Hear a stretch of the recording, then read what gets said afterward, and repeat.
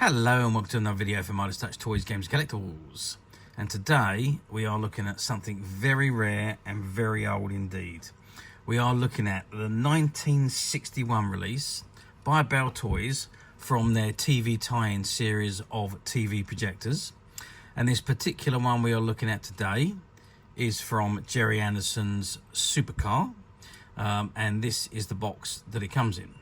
And it says Supercar TV Projector, complete with films, runs off 4.5 flat battery or transformer, enjoyment for the whole family.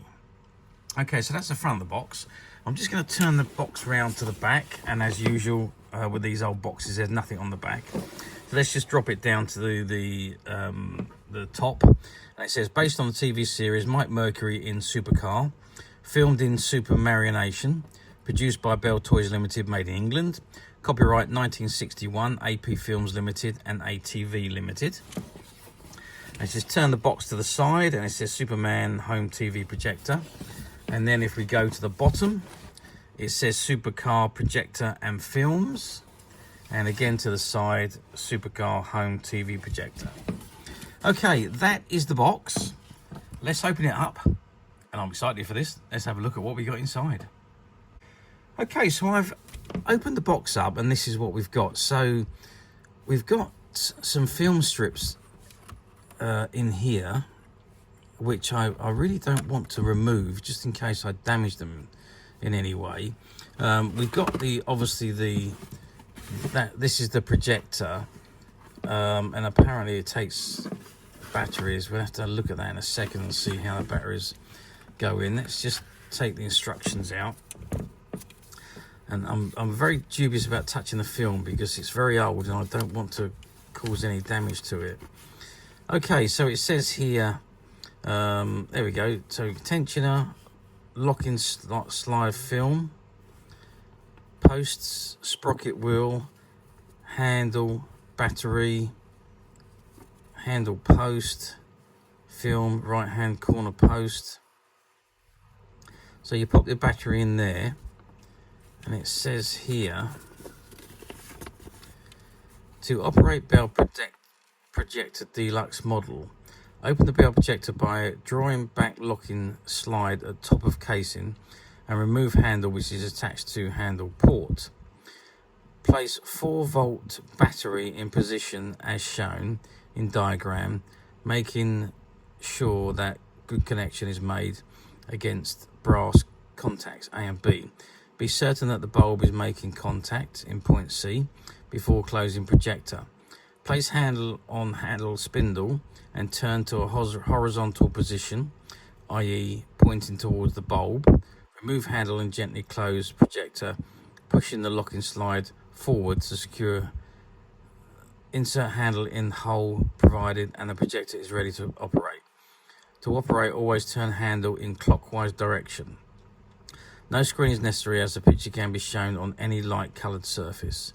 Important, when not in use, be certain that the light is off. It will be found that the light switches off when the handle is in a horizontal position. If the projector is not going to be used for a long period, remove the battery. It says to use with transformers, plug in leads where indicated on the back of the projector, making sure that no battery has been left in the case. Only a transformer with a 4-volt tap-in should be employed. Under no circumstances should this projector be connected directly to the mains. Changing film. To remove film from case, gently lift from the bottom of the casing and then disengage from the sprocket wheel. To insert a new film, first place it between the tensioner and sprocket wheel, making sure that the teeth on the sprocket wheel engage the holes on the film. Follow round, placing film over the posts on both sides of the casing, finishing up by easing it gently over the post in the bottom right hand corner. And it shows you how to renew a bulb. So that is the instructions. What I think I'll do is I'm going to try and put a battery in it and see if it actually works. So let's just bear with me. Okay, well, slight change of plan here because as you can see when I've opened the case up, it needs one of those large batteries, and if I look on the instructions, it shows you it's one of those big batteries with the terminals at the top, and obviously I don't have one of those. I don't even know if you can still get those batteries, but I'm sure there must be some kind of alternative that can be used so that the projector can be worked. So unfortunately I can't actually test this projector and see if it is in working condition, being that it's very old, but being that it's hardly looks like it's been used. I would say it probably is working. You just have to get the right battery. Now there's the handle, and the handle slots onto the just slots onto the position there, and then you just wind the film around. So with the light on the back, you basically just hand wind your film. It is a silent film. Obviously there's no sound on it, and it is I think it's just black and white versions of the film, but that basically it just winds around. If we open it up again, so you can see that your handle, it popped onto here, and you can see you're literally just winding round, literally turning the wheel round there, which is, I mean, it's not working properly because it needs to be in the other hole there to keep the winder into position properly. But basically that winds the film round, so that basically you move it at your own speed. So I can't, it's very difficult to do it on here, but basically that's how it works. So you thread your film through here, and it goes past the light and projects on any surface there, through the edge there. So the film, so you run the film all the way around, looking at it. So the film runs all the way around in a circle by the looks of it. Yeah, so that's how it works. So the film slots over the top of the wheel, and it runs onto that point there, over the corner there, and down into the bottom corner here, and again round these points here, because it's a continuously looped film. So you slot that in, and once that's in position, then you can turn the item. I'm going to try and put one in, actually. Just bear with me a second. I'm going to put a film in and just see how it works. Okay, so I put the film in, and I've put a little bit of extra light here now so we can see. So now you can see that the film is inserted all the way around, and it sits just behind these pins along the side there. And then that's the wheel that turns it. So if I put the handle on,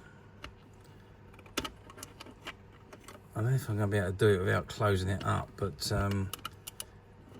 yeah, so that's basically, it turns the film. So the edging of the film should be in the holes on the on that spindle there, and I think I've just about got them in.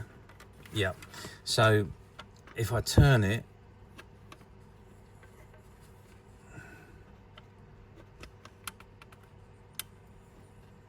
there we go.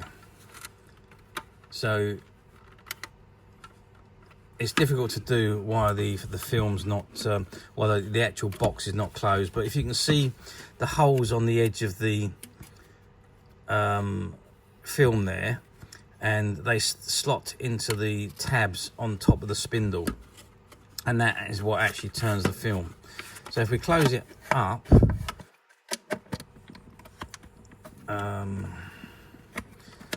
and let's put the handle on where it's going to be easier to turn, and then yeah, so there we go. So that's just going to turn the film around. So it's all in position now, and the film will turn. Unfortunately, as I say, I haven't got a battery that can go in there to light it up, so I can't be sure if it's working, but I imagine it has, because it doesn't look like there's much to it. So you've just got a battery that drives the bulb, by the looks of it. So as long as you've got the bulb's not damaged and not blown, and as long as you've got the battery terminals connecting, there's no reason why it wouldn't work. Because it literally is just metal terminals, and once you've got a power source to it and a bulb, it's just going to light. So there's no reason why it wouldn't work. And then you've got a small screen there which projects the film through, and you can play it on a blank surface. If I'd known it needed one of these big batteries, I would probably try and get one from somewhere. But anyway, that's another story. So how did these toys do back in the day? Well, to be perfectly honest with you, I don't know. I'd imagine that they've done very well. I mean, I think from what I can recall, all of the Bell toy products were quite unique and fairly big sellers. The Bell toys have done quite a lot of different unique toys for that all tied in with television series over the years. So I assume that it done quite well. And back in the 60s, I mean, this was a something to have, because you could watch your own television series again. That then there's no way that you could do that otherwise, apart from waiting for a rerun to come on the television screens. But with this, you got your own film, even though it's a loop, and it's only going to be, depending on how fast you turn the handle, it's going to be a quick film, but you could watch it over and over again. So, and obviously it's no sound, it's just black and white. But yeah, that must have been something back in the 60s, when there was no such things as internet streaming, DVD videos. There was no such thing. They weren't out. So it must have been a terrific item to have at the time. So yeah, I can just imagine that it must have been quite popular. Let's just give it some sizes so you get an idea of what the size of this projector is. I mean, it's not huge.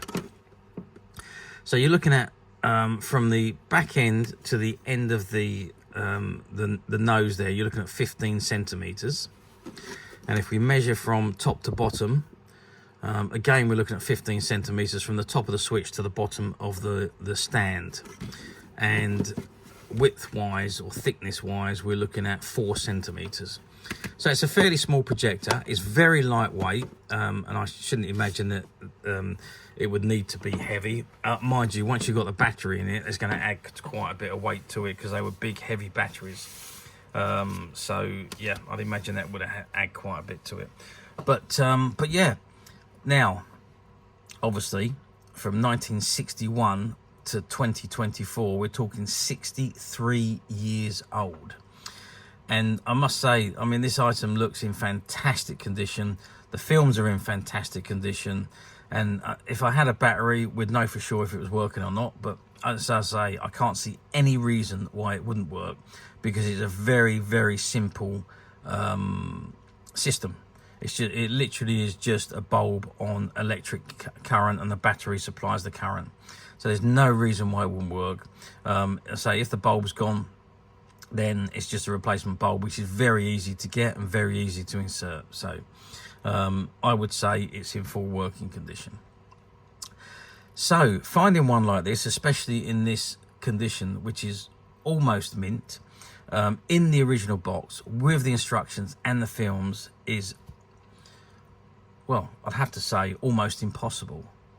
But as usual, we at Midas Touch have managed to find a few, and they're currently available to purchase on the Midas Touch website, which you can get to quite simply by clicking the link below. It'll take you straight to the website, or you'll be able to find this and many other vintage Gerry Anderson items, and many other vintage toys, games and collectibles. Come to that. There's over 10,000 products currently available on the website for you to view and purchase at your leisure.